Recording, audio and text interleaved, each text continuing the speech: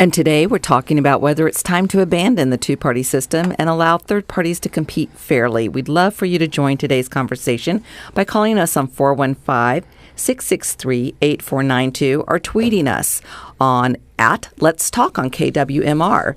And we use the term third party in terms of at a national level having a viable option for an alternative party. As Mark Dowie sent in to us today, said, why stop at 3? Canada has 4 active, credible parties, each one in power in at least one province at any given time. And most European democracies have even more. And right now, we do actually have more. We have Libertarian, we have Greens, we have Socialists, Communists, Peace and Freedom, Libertarians.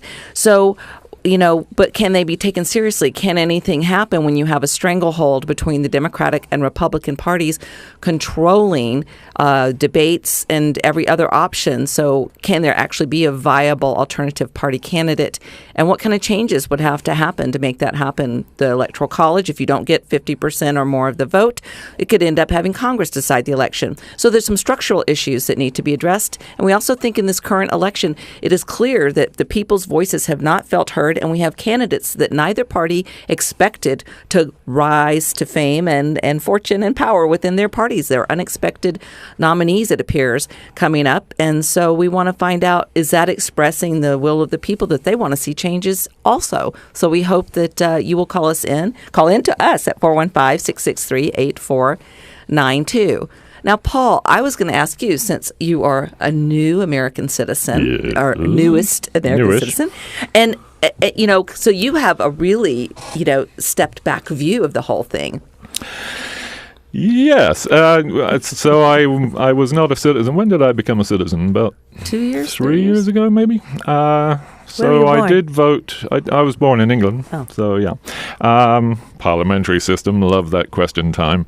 But I had not voted up until then, and I was determined to actually vote my first thing, and I voted for Jill Stein instead of Barack Obama in the last election. As my inaugural vote. I thought that was kind of cool. Vote for the Green Party. That was my ploy then. This time, I don't know what's going to happen. It's interesting to watch the disintegration of two major parties. Both of them are talking about whether they're going to split, and what would that do for the entire system. And it's very interesting because when you have in the Republican Party, I asked several of my Republican friends if they would call in. We don't know if they will or not, but the comments given to me were initially some of them supported Trump, but his latest statements and things, he seems to be becoming even more outspoken in ways that they find slightly scary. And I'm like, well, what are you going to do? And these were people that would have been more liking, like one person said, I really wanted Christie. 2 other people really wanted Jeb Bush. So I said, so what will you do if you're that bothered by it?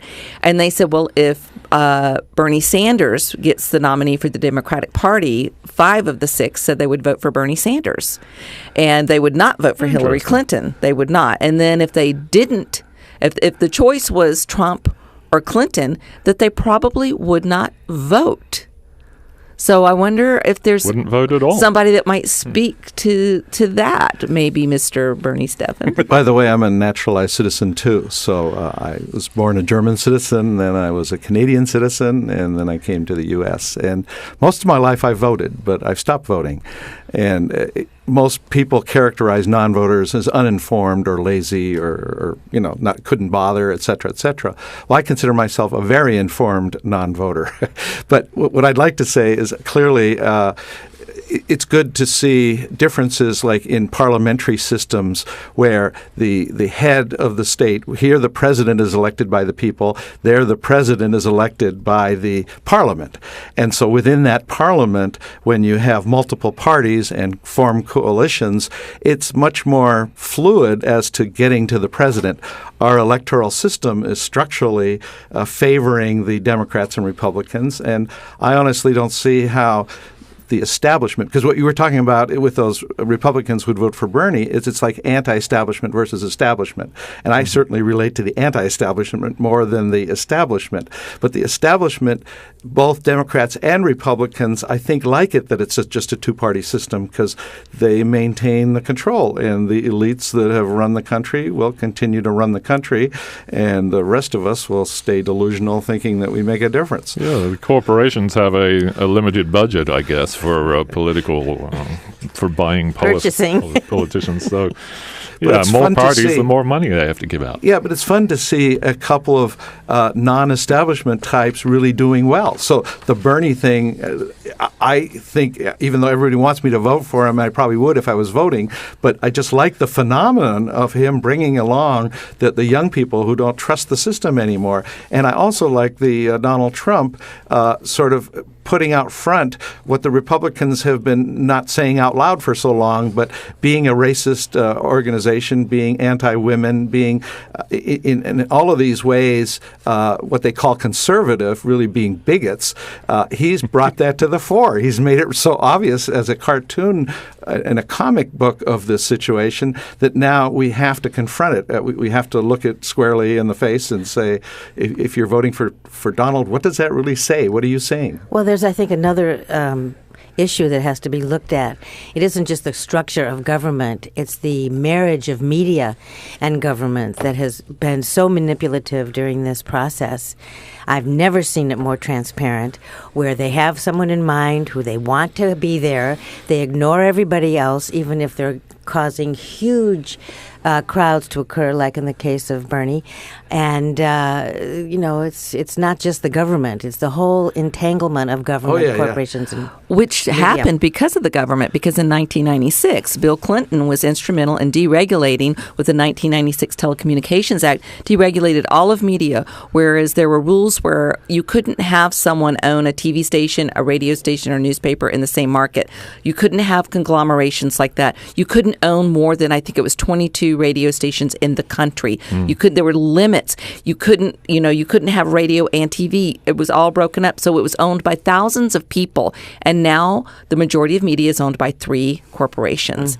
And so that has definitely, for those of us who, like Mary and I, who spent 20 plus, we won't say how many years in radio and TV, we watched that shift, and it was a dramatic shift. We watched whole station crews get fired. We watched the raping and pillaging of news departments. All of that went away. The firewall between news and sales went away. I mean, we saw it from both sides of the fence. So Donald Trump is really, sort of, as Bernie was saying, he's kind of a creation of, he's representing the way the Carl Rovian technique of reaching out to these different little independent groups. He's like the perfect candidate for that. But he's saying it out loud, which he's not supposed to do. And then he's a media darling on top of it. So he's sort of this unstoppable attraction. Reality show president wannabe. Well, it's interesting because in 1989, Bernie Sanders did an op-ed piece in the New York Times, and he called the two parties, the Republican Party and the Democratic Party, Tweedledee and Tweedledum. He said it's like, you've got Tweedledee, you've got Tweedledum. What's the difference there? Well, it's definitely a case that Bernie is choosing to use the Democratic Party because that's his only possible route to the White House. And the same thing for Donald. He wouldn't have had any route to the White House without glomming onto the Republicans. Now, in both cases, they're really pushing against the establishment that felt like they were in control, and they've lost control.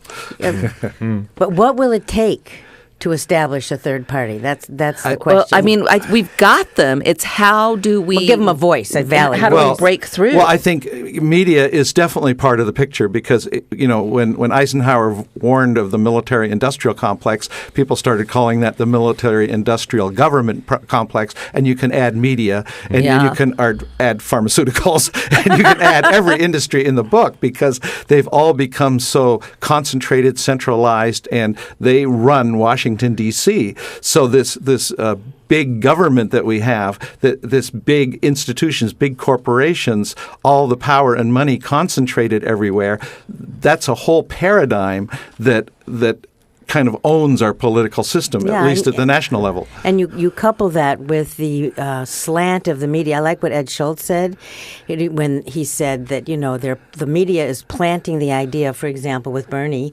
that he can't win. He can't win bigger states. And he said, okay, so who's bigger? South Carolina or Minnesota? Mississippi or Michigan? Alabama or Colorado? That was completely ignored. Well, and there was a graphic that was floating around the past couple of days on Facebook I saw that showed where Obama was at this point in time, where Obama was with delegates compared to where Bernie is with delegates. And currently right now, Bernie has, I think, 30 or 40 more delegates that Obama had at this point. So I think, the media will always try to shape stories, but because of the fact that it's become so homogenized. But the beauty is in where Bernie has done really well and where Obama did well, where Howard Dean did well, is using the internet and using alternative media sources. And I think that's helped Bernie, the alternative media. And Donald is like, I know how to ride this pony, baby. I'm mainstream media. Who do they love better? Daddy, who pays their paychecks, or me, who makes their ratings go up and triples their paychecks? I mean, Donald's like on it.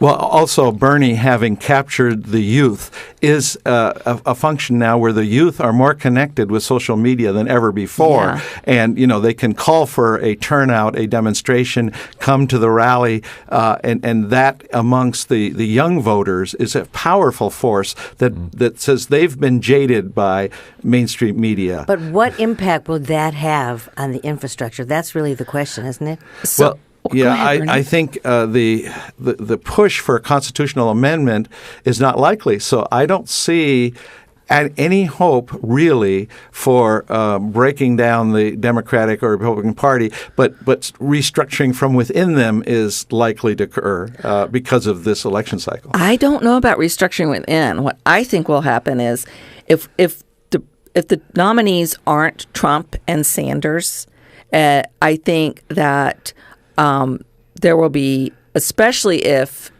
Hillary wins, all that Sanders momentum and those Sanders people, they could then take that momentum and all those millions of people that feel like they want an honest, different type of government and say, we're going to take all of us, millions of us, and the next 4 years, we're going to tear this down and rebuild it. We're going to fight to make it change, and we're going to get lost us, because I think the Trump supporters would be right in line with them about, we don't want a rigged system. We want our voices heard. Bernie, you had something else to add. Robin, I like what you said about there being this pent-up hope that if it gets dashed by these people who are very passionate for their alternatives in both parties, and if they are frustrated that the system wins again, as Elizabeth Warren says, the system is rigged. This system is rigged right now. It used to be George Bush would try to rig it, but that didn't happen, so the Republicans never got to really rig it. And the Democrats, though Hillary Clinton has been very powerful at coalescing, like through the superdelegates, that system is there to protect the way it is right now, and they're very afraid of this change. But going to the streets, ultimately, the kind of revolution I'm looking for that is our hope, my hope, for doing away with this whole system. Well, it looks like we've got a caller. We have a caller. You're on the air. What's your name, please? Richard. Richard, hi. I wonder whether or not the bipartisan government that we all ask for is even legal. There are dozens and dozens of political parties in the United States. Most of us have never heard of them. And the two winners, the Democrats and the Republicans, run everything. They've divided it between themselves. One time the Republicans have it, the next time the Democrats have it.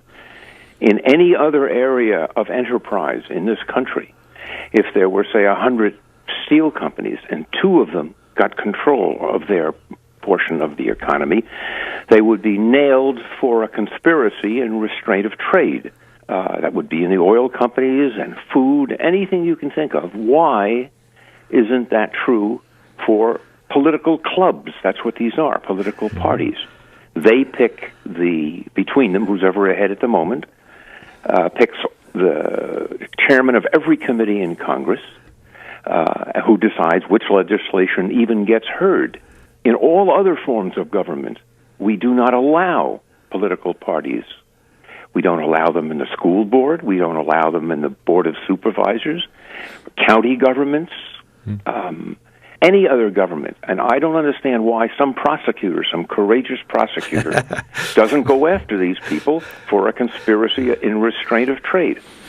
Well, that's a great notion, yes. I love it. I think it's a great point, Richard, and what I think it speaks to also that what will happen with all this energy if, let's just say, Hillary wins. So Trump supporters, Bernie supporters, all these people who were just craving, whether you agree with their viewpoints or not, craving something to break loose, that those people will, if somebody can keep them energized and organized, then you could have a force that really pushes for a lawsuit from the people or pushes for changes at the electoral college level. That if we put forth, especially for the young people that may not quite understand how rigged the system is or how it exactly works, they're learning that now, a lot of them, then if they can stay engaged, if someone can help keep them engaged, then they could be the force that tears the system apart and creates something that's fair. Well, do you think? Well, I think that's very, very optimistic of you, that the people will, in effect, rise up and create change. I think that is a rare occurrence. It happens.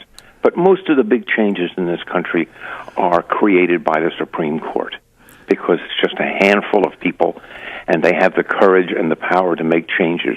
The changes in our school systems, the changes in race relationships, etc. These are all women's rights.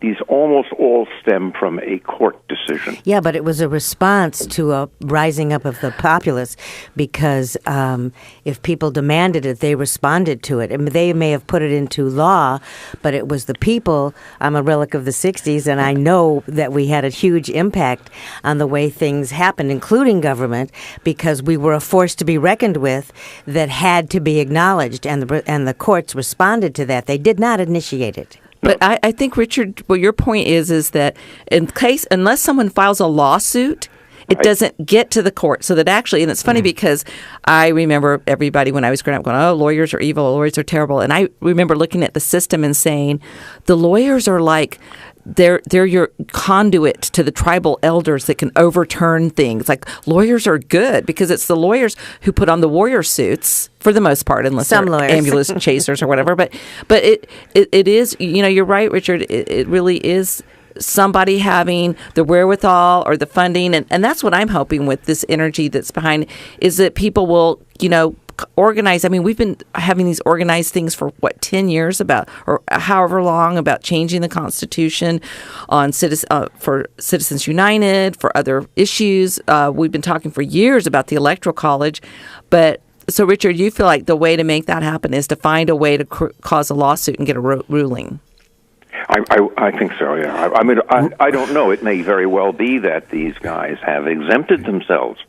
There are certain institutions in this country that are exempt from the antitrust laws, like professional sports. I think, Richard, your path will probably also be defeated, because even in the Supreme Court, it feels like we've got a two-party system.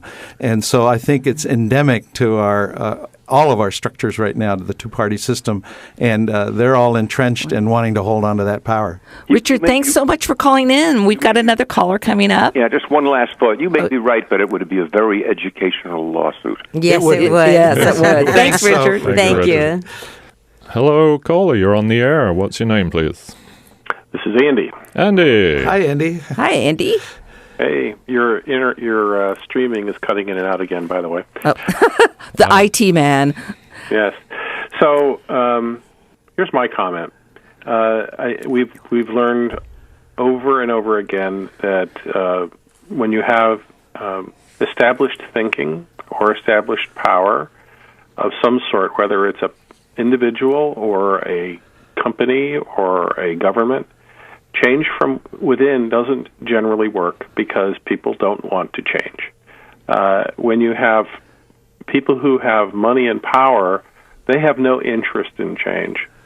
I personally think it's kind of naive to believe that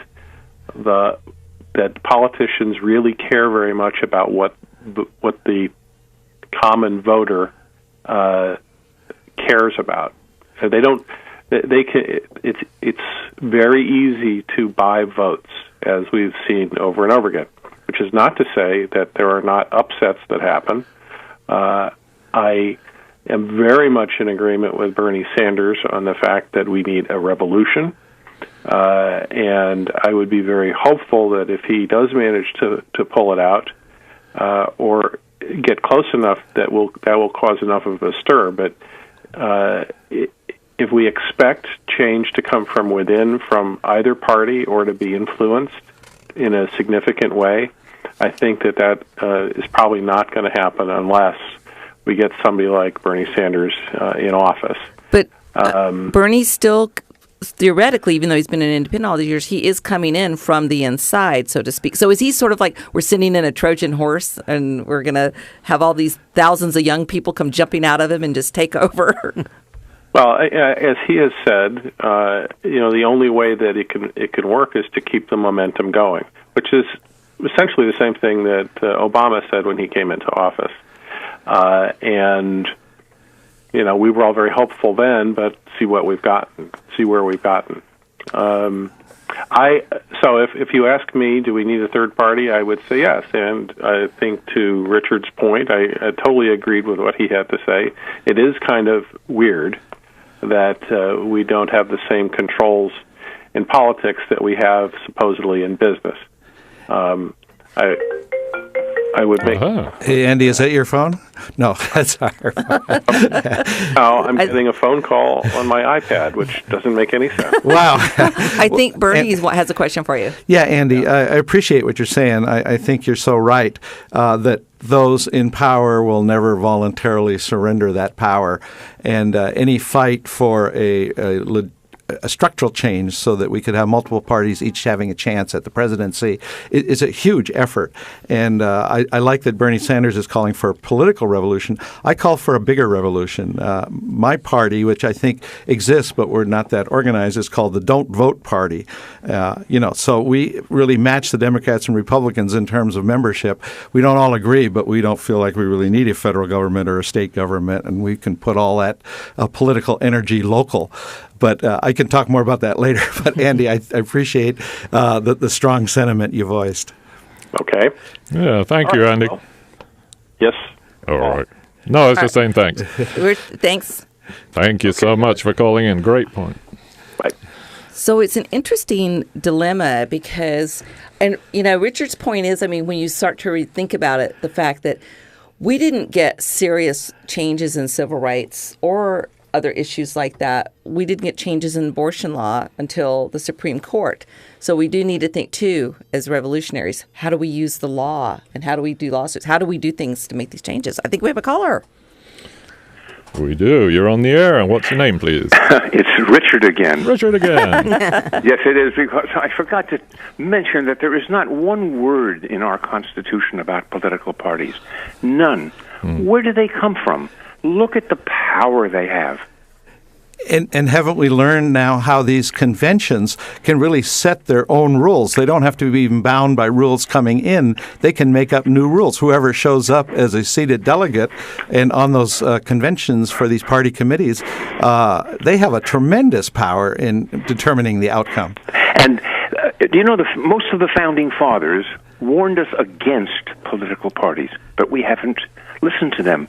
We have forgotten that. And we pay for these organizations to select their nominees and at taxpayers' expense. It's a very expensive thing, the primary process. And these are private organizations, and we spend gazillions of dollars running their campaigns, and we shouldn't. They should pay for it. Excellent point. Good point. Is it just a product of a two-party system? Is it because there's only two that the corruption sets in and everyone gets used to it? And I don't know. And I think, Richard, one point that has been made earlier is that one of the things about being a quote-unquote spoiler candidate is if someone doesn't get 50% of the vote, and I don't know if that's in the Constitution or how that works in the Electoral College, then it goes to the House to decide who's president. So that's always been sort of a restriction or a restraint on someone really pushing hard to be a third-party candidate or independent candidate. And so it seems to me the Electoral College and that fear, because that's one of the things for those of us who may not want to vote the party line and who may want to vote for a Jill Stein or a Bernie Sanders, we often get called like, you're going to, do you want the Congress to decide it? It's like, no, I'd like my vote to be my vote. Yes. Well, thank you, Richard. Again. My pleasure. Robin, earlier you were talking about the Supreme Court being what we look to resolve these matters. And from some study that I've seen in terms of like civil rights, et cetera, really the most support has come from the Congress and the president. The courts have really more sided with property owners, the status quo. The in recent many courts. cases.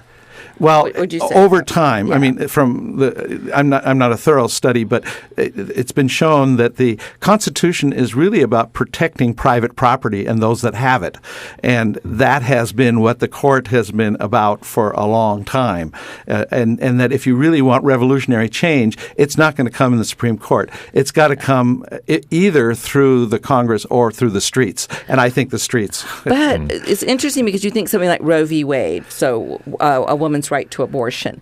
I don't think we would have ever had a law that said that is a right, or ever had everybody agree that that's a right. Now, that may be overturned very soon, but that's a huge cultural shift, and the whole thing about marriage in the state Supreme Courts and then our Supreme Court about gay marriage. So certain cultural things, I think the Supreme Court has been very important. They yield or become a part of the cultural adopting of the new view. In other words, it's what Mary was saying. Like on gay rights, for example, I don't think the court would have supported it if the nation hadn't sort of come out and saying we've got to do this. Do you really think so? I mean, the Supreme Court's supposed to be very non-judgmental, so to speak, about that, and just to look at what the facts are.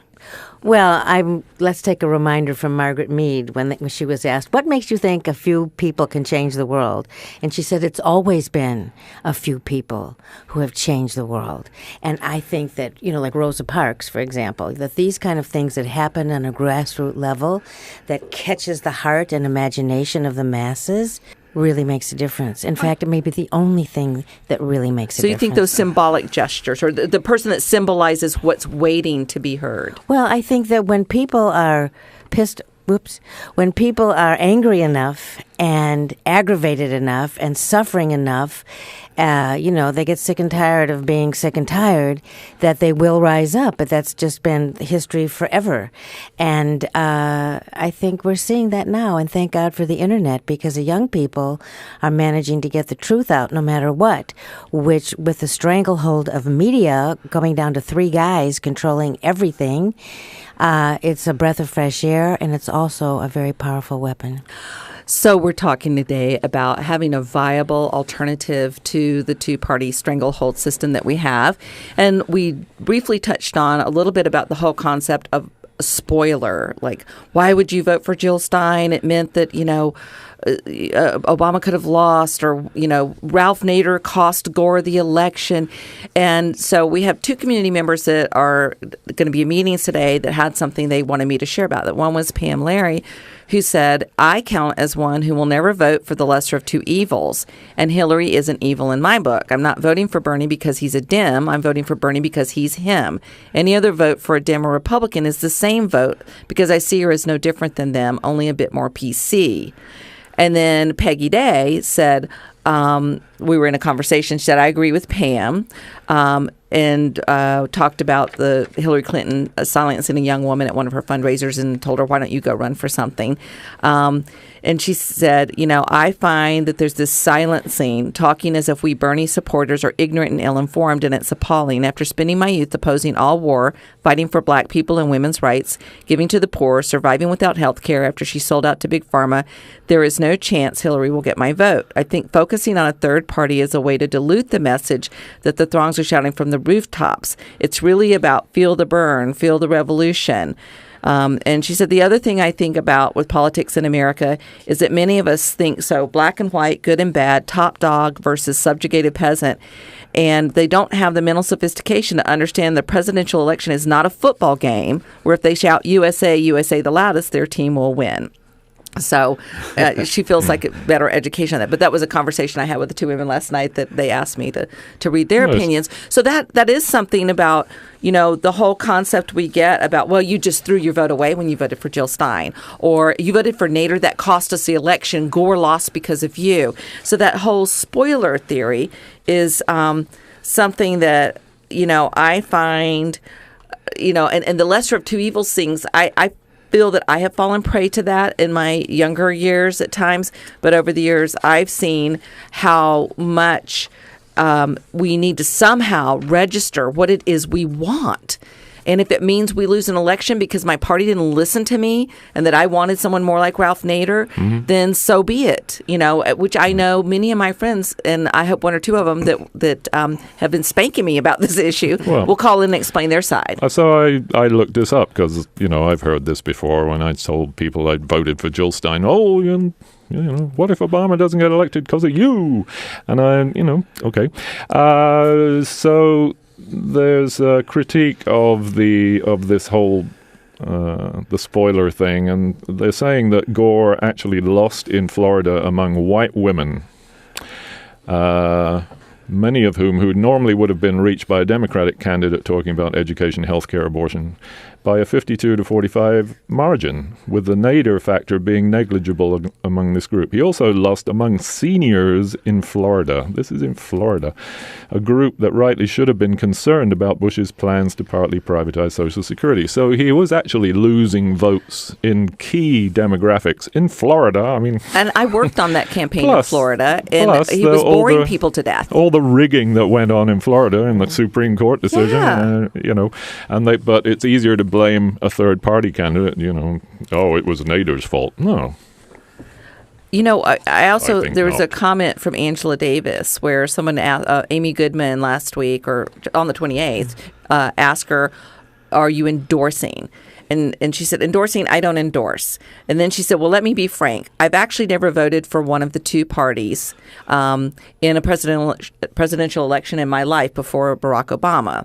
I believe in independent politics. I still think we need a new party, a viable party that is grounded in labor, a party that can speak to all the issues around racism, sexism, homophobia, transphobia, what is happening in the world, and we don't yet have that party. And even as we participate in this electoral process as it exists today, I think we need to be looking ahead towards a very different kind of political process, or it's not going to happen. At the same time, we put pressure on who is running.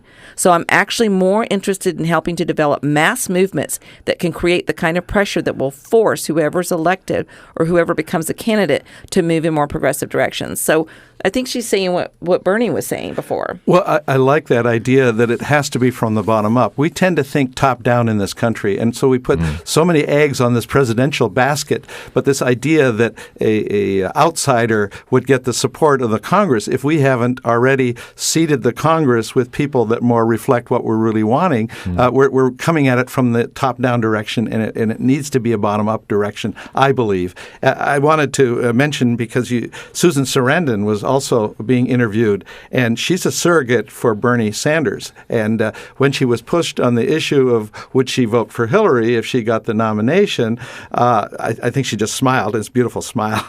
But then asked if she would vote for Trump, she hinted at the idea, well, the great thing with Trump is he would really blow things up. So there are people outside the system that believe that the best thing we could do is get rid of the whole thing and really start over. And I know that sounds impractical, and I don't think most people are ready for that. So I'm suggesting if you're not ready to join my don't vote party, then hijacking one of the parties may be the only way to actually start from the top up view. Right. But bottom up, we're not that clear yet. I mean, we saw in Seattle a communist be elected to the city council, and she proposed the $15 an hour minimum wage and has really been pushing an agenda and a lot of support there. And that has helped energize, like Washington youth, to come out for Bernie Sanders in such large numbers, as did Alaska and Hawaii. This energy is there for anti-establishment, especially amongst the youth. And both parties were taken off guard by that. Both the big parties. And I think the common thread between Trump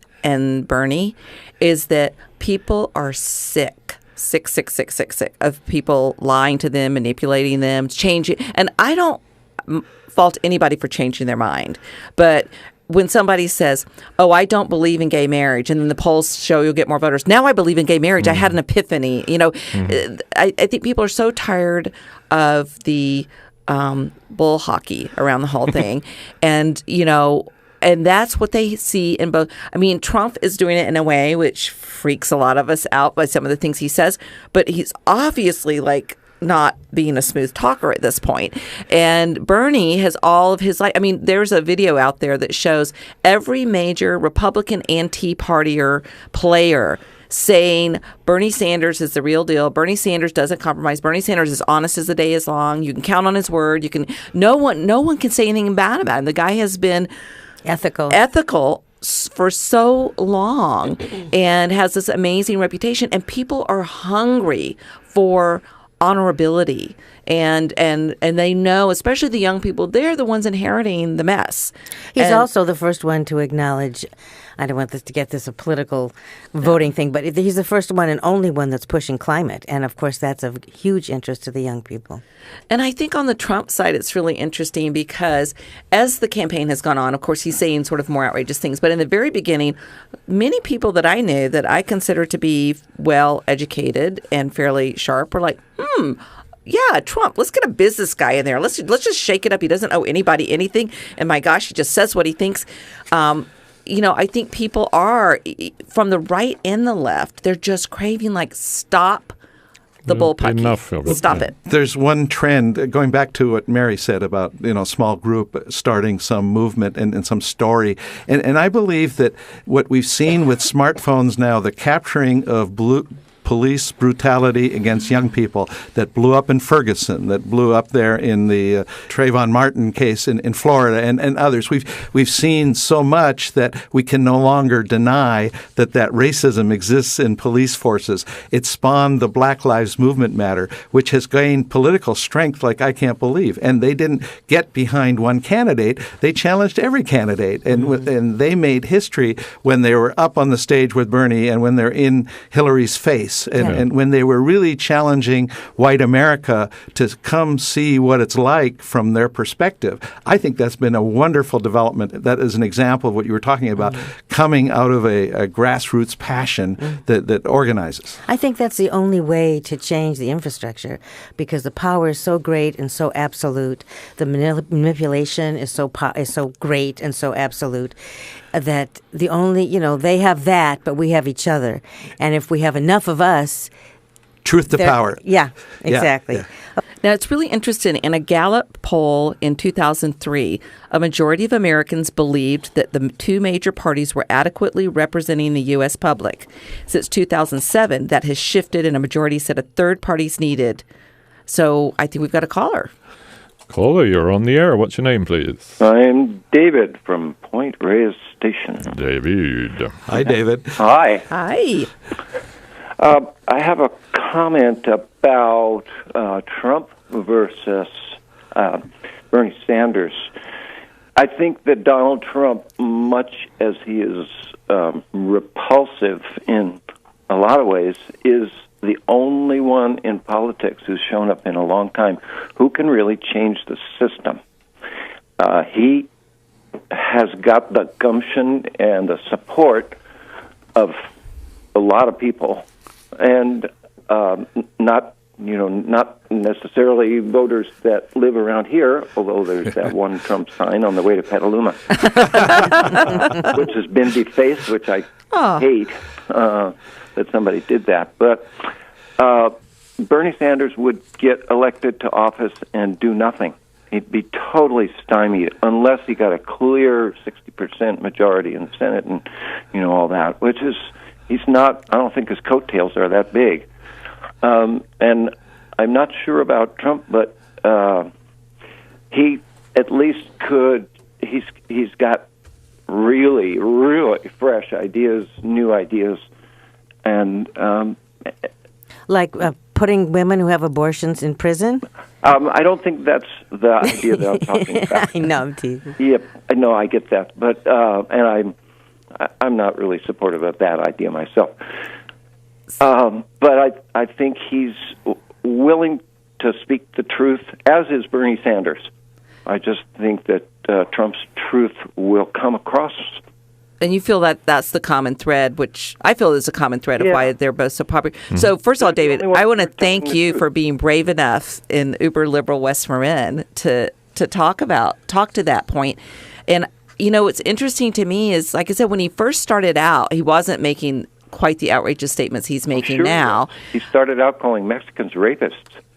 Yeah, but I don't know, maybe I'm remembering my days of like his TV show. It's been such a long haul already. You're fired. But so, I do think that it's an interesting thing that, this movement that I think people trust that Trump is saying it how it is. But how do you think Trump would be able to, do you think, let's just say he ended up with a Democratic Senate. Yeah. Do you think he would be able to do it? Because do you think he would sort of back down from being so inflammatory and then really start trying to work the deals? I think he has the possibility of it. And again, I'm not saying vote for Trump, although I think if Trump somehow got in, that there would be some changes. I think he's got the push, and I don't know about making deals. I don't even know what that. I guess what I mean is he's so used to trying to make things happen. Bully. But when I say when I say make the deal, I mean in a positive way. Yes. I mean, could he get in there then, regardless of whether it's Republican or Democrat, and really start to, push people and find ways to make things happen? Well, he's got the capability in his head and in his. And he alienates a lot of people, but he also, I really believe he says a lot of truthful things, and that I can't figure out why he's running in the Republican Party. He doesn't fit. But why would he run in the Democratic Party? Well, maybe he fits a little better there, and I'm glad he chose the Republicans. Hi, David. This is Bernie. I think he's being an opportunist, and I think his celebrity has catapulted that, along with his genius for manipulating the media with outrage. And I mean, as a celebrity, he knows how to tap in. What I like ultimately is that if he were in, he's got experience with bankruptcies, and I'd like to see the United States go bankrupt. So in that way, I think he actually could help us down a path that nobody wants to take other than me. Well, I think bankrupting the country would shake things up. Legitimizing the bankruptcy that's there. So, David, I have one quick question. It's interesting because my father, who's a lifelong moderate Republican, said if it's between Bernie and Trump, that Bernie would win. If it's between Hillary and Trump, Trump may very well win. Do you think that? Because he says people are so hungry for a truthful voice. Trump would hammer Hillary harder than she's ever been hammered. Whether that would translate into a victory or not, I don't know. And I don't think Bernie Sanders he doesn't have the negatives that Trump could seize on. He would of course do his very best, but who would win in those contests? I don't know. How can I possibly tell that? Hillary's got big negatives. Bernie's got all positives except for the fact that he would be ineffective as a president. I think that's my opinion. Thanks, David. Thanks for calling us. All right, you're welcome. Thank you so much. So we've actually got a tweet from, of course, Murray. Hi, Murray. Hi, Murray. And he says, and I also got an email about this from Stephen, about there's a small fundamentalist party in Israel that is part of a coalition, and it causes a lot of mischief. Their role as decider empowers their extremist views. So Stephen said the same thing. He said that there's this tiny little party. He calls them unwashed and unbathed. One book, ultra-right religious party, holds the key to putting together a government, thus granting them power way beyond their means. And he says the Tea Party comes to mind in the same way. But so, you know, that would be a thing that politicians would have to learn to do, is to form if coalitions we had different with parties. A parliamentary system does that process. Exactly. And that would really require us to change the Constitution away from an electoral system where we elect through that process the president directly, and let it be the prime minister of the party that forms the coalition to govern. What is the thinking behind just not having the popular vote be a deciding factor? I've never understood the reason why. One person, one vote, you mean? The reason What why a radical the idea. Electoral College came about was in the founding of our country in the early years. It's if you had it be popular vote only, then always the big cities would rule the land. And then because America was a great agrarian farming society, so it meant that whatever the rural areas were, or the rural states, or the more farming and agricultural and rural, less populated places were, their vote would never count because they'd always be outnumbered by the millions of people in cities. So that was to try to balance. That was one of the reasons, was to try to balance out where our country wasn't. The votes weren't always based on cities and urban areas. And would always have more power. And I think there was this belief that we really just can't trust everybody because, you know, the population's sort of underinformed, and we really need to have this layer of aristocrats who are our electoral college handle that. I'm talking about early on when it was designed. I'm not saying we couldn't get rid of that now. So we it's totally certainly could. antiquated by today's It's antiquated. And states are choosing whether all of their electoral votes are winner take all or whether they're apportioned. So we still within the states can affect what you're talking about, Robin, in terms of the populations in urban centers overwhelming if you allowed them to. So that a California and a New York that have big urban centers, we still are a winner take all, and all those electoral votes count. But the state could be broken up so that 60% Democrat, 40% Republicans would vote for president that way. And you can do, I mean, that, pardon me, that's why we have the Senate, 2 votes for every state, regardless if the state has 10 million people or 1 million people. So trying to balance that. But we are now a majority urban population in the U.S., right? So the very reasoning for that was for the founding of the Electoral College has gone away.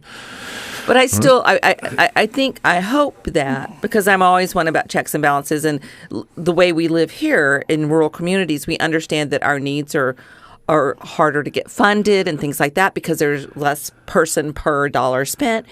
And I hope that the Senate being structured the way it is kind of brings that checks and balance to the system, that we maybe don't need that from the Electoral College. And like Bernie, you were saying, maybe have things be proportional. Yeah, well, see, the Senate rules, as you say, with the having the cloture votes, or the idea that you can filibuster unless you can override that filibuster with a 60% majority, that's been invoked. We have this notion of winner take all in this country. That's what the left and right and wrong, Democrat, Republican. I mean, we're thinking in this way, and then 50% plus 1 vote for us, that's good enough. And actually, I don't think our founding fathers wanted that kind of a system. They wanted much more of a thoughtful system where there's much more give and take, because just because, like Murray was talking about in Israel, there being one small party that causes a lot of havoc, that doesn't mean they don't have the right idea just because they're small. And to have a system where all those voices can somehow be heard and blended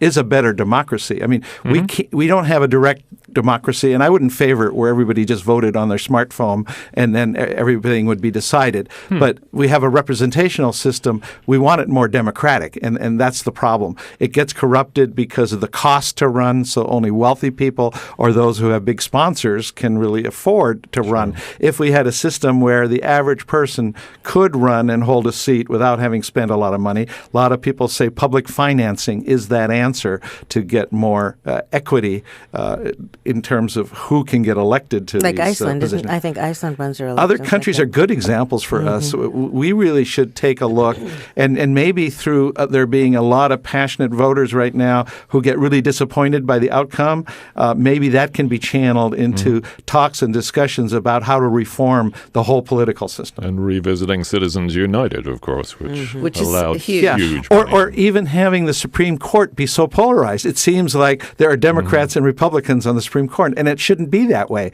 We really should have independent thinking there, but it doesn't seem like we do. We talk about the 4-to-4 split right now. Yeah. How ridiculous is that? Well, I think we're just about to wrap up. I think we really covered a lot of things. We wish to thank all of our listeners and our callers today for your participation. I hope you'll tune in every Thursday at 11 because your voice really does matter.